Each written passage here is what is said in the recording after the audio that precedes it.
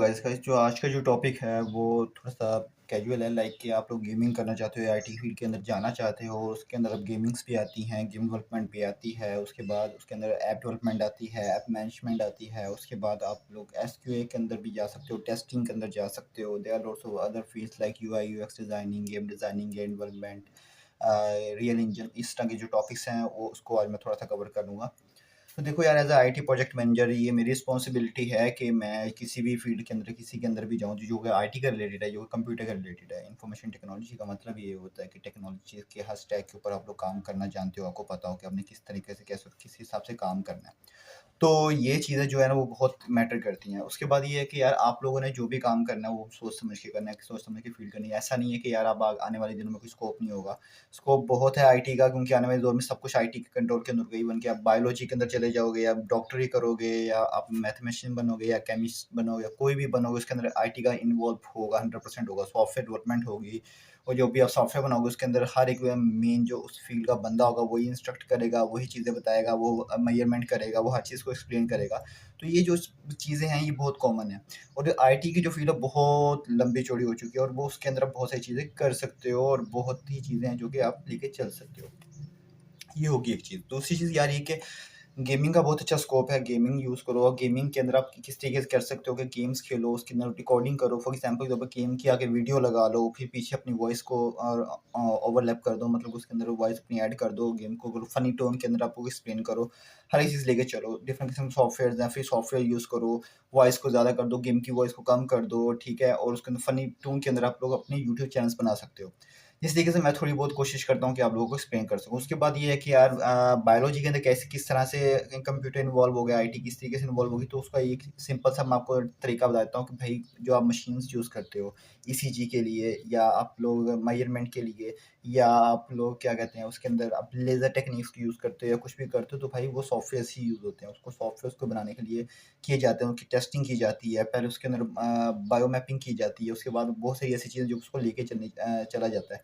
उसके बाद international relationships जो होते हैं उसको उसकी को थोड़ा बहुत स्टडी करो आप, ताकि उसको आप लेके चल सको, आप लोगों के साथ कम्युनिकेशन ईज़ी वे के अंदर कर सको, ठीक है?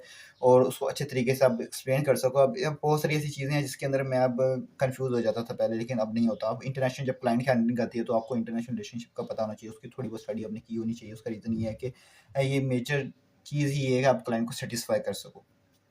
अब फॉर एग्ज़ाम्पल के तौर पे अगर मैं एक आईटी प्रोजेक्ट मैनेजर हूँ, तो मैं गेमिंग प्रोजेक्ट मैनेजर कैसे बनूँगा? Definitely I need to be explain the things and stuff, I need to be understand that कि मुझे एक ऐसे दिमाग को के तौर पर सोचना पड़ेगा जो गेमिंग के लिए क्रेज़ रखता हो। क्रेज़ रखता होगा मतलब ये है कि यार हमारे पाकिस्तान के अंदर गेमिंग का स्कोप बढ़ता जा रहा है, बढ़ता जा रहा है, बढ़ता जा रहा है। तो गेम्स को मैं प्रमोट इसलिए कर रहा हूँ कि वो this is not a bad field. Gaming से आप अर्निंग कर सकते हो। अभी पाकिस्तान के अंदर ये और अलहदा सीन है कि यार अब ये नहीं होता, वो नहीं होता, लेकिन बहुत वर्स्ट है। इसमें लोग अच्छा खासा कमाते हैं, गेमिंग कैफ़ेज़ बने होते हैं, वहाँ पर चैलेंजेस होते हैं, पैसे लगते हैं भाई, हर चीज़ होती है। हाँ, जुआ ना हो, ठीक है? जुआ तो हर जगह पे भी हराम है, हर रिलीजन के अंदर भी हराम है। सट्टेबाज़ी जो हर रिलीजन के अंदर हराम है, सिवाय सैटेनिक के। और इसके अलावा ये है कि यार अपनी प्रोफाइल्स को अच्छे बनाओ, लिंक्डइन प्रोफाइल बनाओ, जॉब्स को ऊपर डेली अप्लाई करो, हर एक चीज़ करो। अब इसके अलावा अब एक चीज़ मैं बता दूँ, जब भी आप किसी इंटरव्यू के अंदर जाते हो तो उसको स्ट्रेट फॉरवर्ड बात ना करो, क्योंकि मैं भी बहुत एक्चुअल टोन के अंदर मैं भी बड़ा स्ट्रेट फॉरवर्ड हो जाता हूँ और मैं बहुत सारी चीज़ें ऐसी कर देता हूँ जो कि मैं सब कर देता हूँ कि मैं ज़्यादा फॉर्मल नहीं होना चाहिए, ठीक है? दूसरी बात ये कि आपके ऊपर जो भी डिपेंड हो रहा है उसको आपको अंडरस्टैंड करना चाहिए कि वो उसकी मेंटालिटी किस हिसाब से लेके वो चल रहा है, कैसे चल रहा है, क्यों चल रहा है। अब कैजुअल थिंग्स ये होती हैं कि अपने आप को 24/7 को बिज़ी रखने का मतलब ये नहीं होता कि आप लोग एक ही काम कर रहे हो, कोडिंग कर रहे हो तो कोडिंग ही करते रहना, नहीं है, ऐसा कोई चक्कर नहीं है भाई। गेमिंग्स के अंदर भी इंटरेस्ट रखो, बुक्स के अंदर भी इंटरेस्ट रखो, अपनी कोडिंग के अंदर भी इंटरेस्ट रखो और डिफरेंट किस्म के कम्युनिकेशंस बनाओ, उनसे बात करो, कल्चर्स को बनाओ, उनकी मेंटालिटी को अंडरस्टैंड करो, हर एक चीज़ करो, ठीक है? तो ये बहुत इंपॉर्टेंट है एज आईटी प्रोजेक्ट मैनेजर। उसके बाद ये कि कोशिश करते रहो, कोशिश करते रहो, कोशिश करते रहो। दूसरी बात है, डिग्री का स्कोप है इसमें या नहीं है? नहीं भाई, इसमें डिग्री का इतना कोई स्कोप नहीं होता, लेकिन हाँ, डिग्री आपको एज देती है कि आपने अगर बाहर कहीं अप्लाई करना है तो हाँ, ये डिग्री काम आ जाती है। लेकिन पाकिस्तान के अंदर या आपकी होम टाउन के अंदर कभी-कभार तो बाहर भी यूज़ नहीं होती डिग्री। आपके स्किल्स देखते हैं, आपको देखते हैं, उसको काम अच्छा आता है तो वो आपको हायर कर लेते हैं। लेकिन डिग्री इसलिए करना ज़रूरी है, कम से कम 2 साल की डिग्री आप लाज़मी करो इंटर के बाद, या कम से कम इंटर तो लाज़मी करो। उसके बाद डिप्लोमा वगैरह कर लो, सर्च वर्क कर लो, उसके बाद हर चीज़ करो। उसके बाद वैसे भी प्रैक्टिकल ही होता है, तो अगर आपने डिप्लोमा कर लिया, डिग्री कर ली, वो एक ही बात है। वो अलग बात है कि आपको कोई प्रेफ़र करेगा, नहीं करेगा, वो अलग बात है। लेकिन इतना सारा टाइम वेस्ट करने की बजाय आप ये काम कर लो।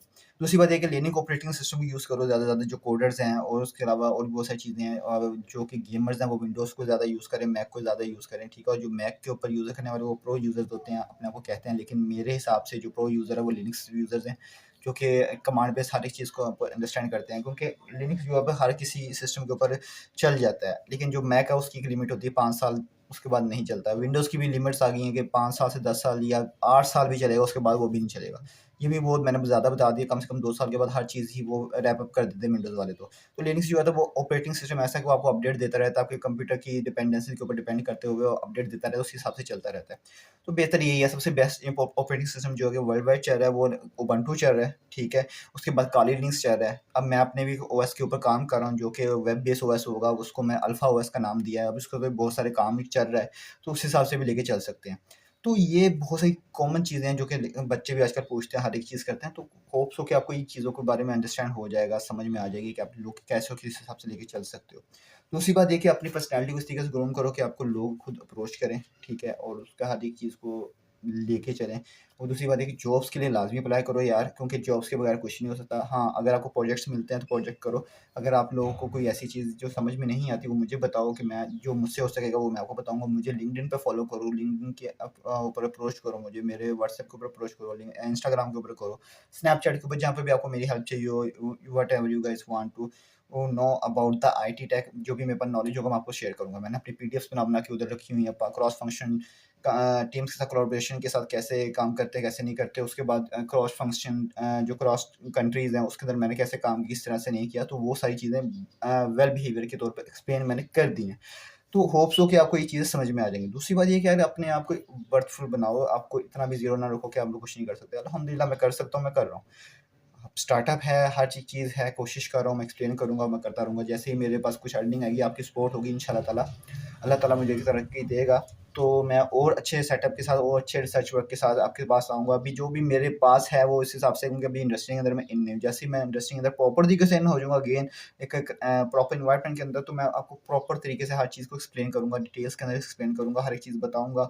जो कि आईटी प्रोजेक्ट मैनेजमेंट की फील्ड्स होती हैं, कम्युनिकेशंस कैसे करते हैं, क्लाइंट हैंडलिंग किस तरीके से ऑफिशियली तौर पे की जाती है, टीम कॉन्फ्लिक्ट्स को किस तरीके से हैंडल किया जाता है, क्यूएस क्या होते हैं, टेस्टर्स क्या होते हैं, डेवलपर्स क्या होते हैं, और प्रो डेवलपर्स क्या होते हैं, वाइब कोडर्स क्या होते हैं, वाइब डेवलपर्स क्या होते हैं, और वर्डप्रेस के अंदर और वेब डेवलपमेंट के अंदर डिफरेंस क्या होता है, वेब एप्लीकेशंस क्या होती हैं, हर एक चीज़ को मैं डिटेल के अंदर हर एक चीज़ को मेंशन करूँगा। एक सीरीज़ मैं लेके आ रहा हूँ जो कि अभी इसके ऊपर मैं काम कर रहा हूँ, उसके बेस तो नहीं है, कुछ भी नहीं है। तो पहली बार उसके ऊपर थोड़ा-सा रिसर्च वर्क करना पड़ता है, देन उस हिसाब से एक्सप्लेन करना पड़ता है, मुझे वीडियोज़ अटैच करनी है, हर एक चीज़ करनी है। तो उस हिसाब से लेके चलना है। होप्स हो कि आपको इस बारे में अगर कोई भी कन्फ्यूज़न हो या कुछ भी होता है, मुझे पूछ सकते हो, मुझे जितना मेरे पास नॉलेज है अगेन मैं आपको वो शेयर करूँगा। अभी के लिए इतना ही, मिलते हैं नेक्स्ट वीडियो में। अल्लाह हाफ़िज़।